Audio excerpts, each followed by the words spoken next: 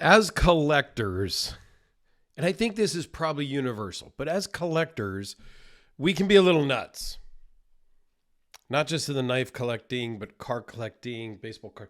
Like the whole collecting idea, maybe, is a little bit nuts. And that's shown here with the G&G Hawk, the Hawk knives, the Hawk knife designs. Shortcut.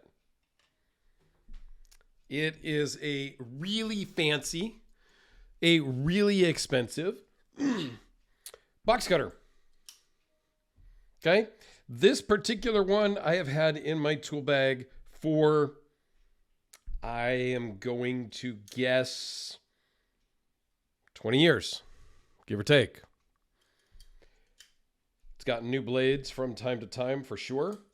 And it was probably like $7. I don't know. Okay.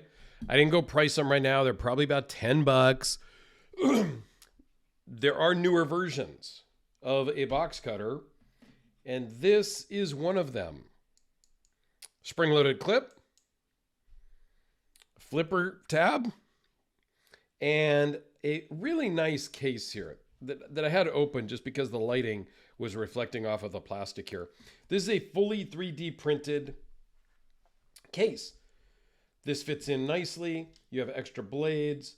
You have a T9 Torx bit that is included, and we'll show you what that's for.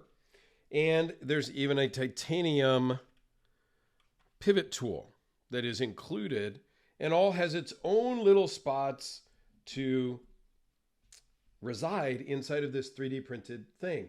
Even the logo here is 3D printed into that, it looks like.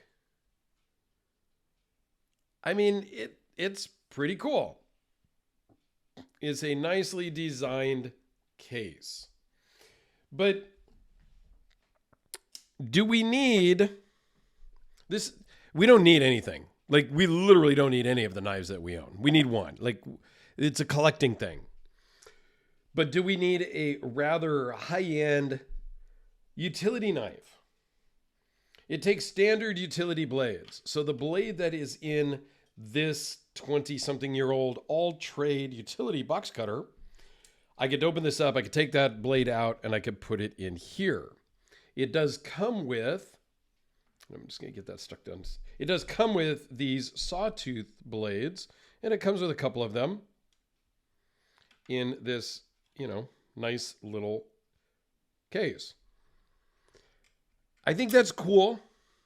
They give you the T9 because that is what holds the razor blade into the frame. You just loosen that up, loosen up a little more, and it pulls out. You can pop in a new one, get it back in place, and tighten it back up. Now, I'm glad that they give you the T9 because we all have a T8 and a T6.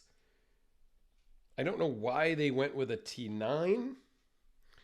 Just use a T8 or a T10 like everybody has. And nobody should be using a T6 anymore anyway. But that's a whole different topic. So to close this, is their tie lock?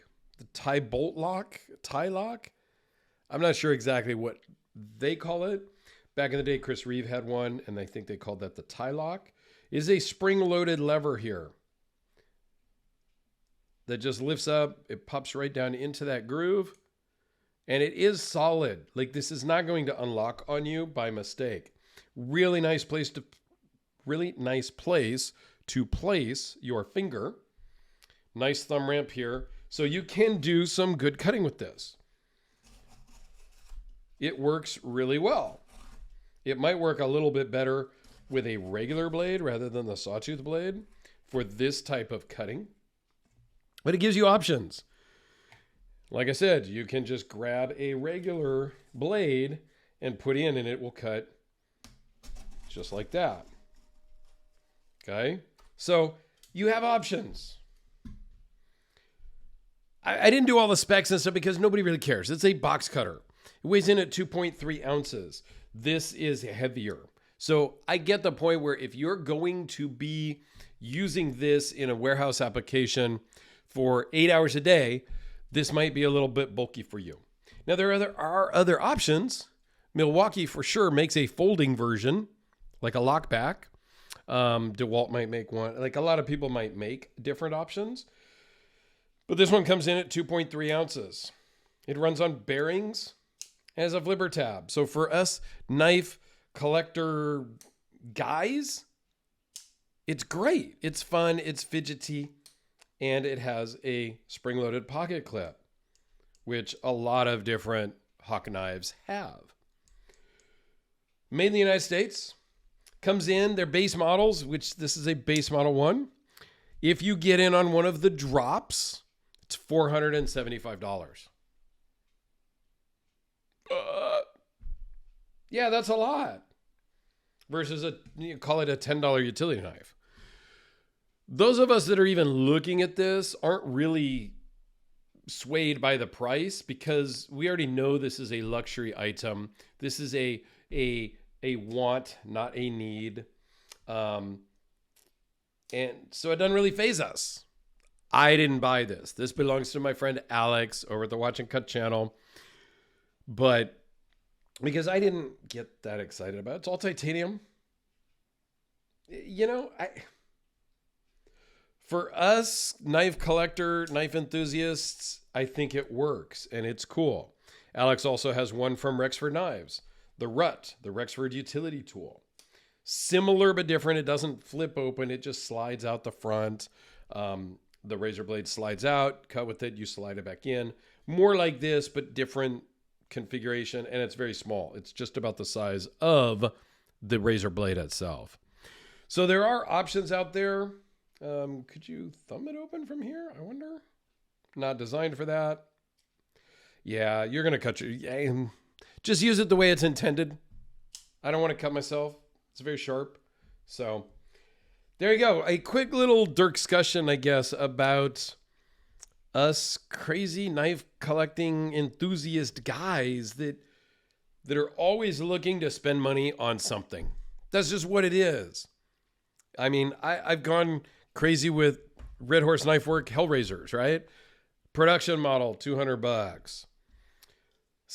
Custom at about $1,000. Really custom, exotic materials in the $4,000 to $5,000 range. So, is this one that much better than this one? No, but we just spend money because sometimes we're 12-year-olds with adult paychecks, and that's all it is. And we can't explain it and we can't describe it. But it is what it is, and we are who we are. So let me know your thoughts down below. Are you rushing out to buy one of these? Or are you going to try to get one of these? Let me know your thoughts. Thanks, guys.